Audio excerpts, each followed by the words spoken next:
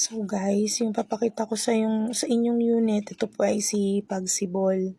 Isa po ito sa mga sample na naka-gate na po siya, pero upon turnover hindi pa po siya naka-gate. Si Pagsibol po ay 2-story townhouse po siya na duplex with car park sa side. Ayan. Ayan po. Ito po ay gated na. Sample lang po ito.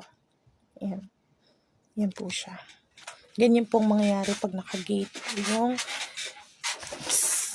unit na kukunin nyo if ever. Ayan.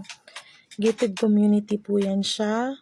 Meron po tayo ng security 24/7 kaya sure po tayong safety po yung place.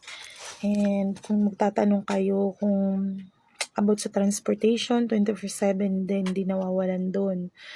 Meron na din po doon, Manila to, from Naik to Maynila, 24/7 din po yung sakay nun. Ito naman siya ay provision for 2 bedrooms, 1 toilet and bath. Naka-tiles na din po yung kanyang bathroom. As you can see po, yung window natin po, naka-sliding na po yan. Upgraded na unit po ito ni Pagsibol. And tungkol naman po sa kung ilang square meters po ito, lot po niya ay 54 square meters. Ang floor area naman po niya ay nasa 45.5 square meters. Yan, if ever po magustuhan nyo si Pagsibol, DM lang po kayo sa akin po anytime. Then, meron po tayong scheduled tripping.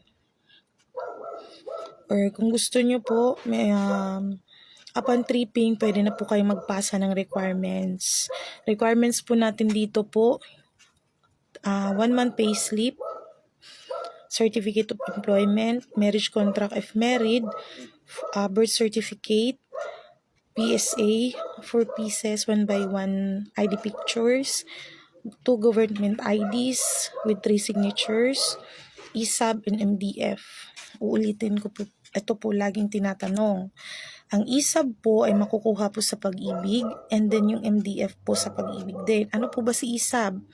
Kailangan po kasi nating makita kung ang kontribusyon nyo ay umabot na sa 24 months kasi ito po yung required para makapag-housing loan po tayo. And yung MDF naman, members data form lang yon. Yan. Kung may tanong po kayo regarding po sa mga requirements, scheduled tripping, DM nyo na lang po ako. Magpo-provide po ako ng cellphone number po and Facebook account ko dito sa video kong to.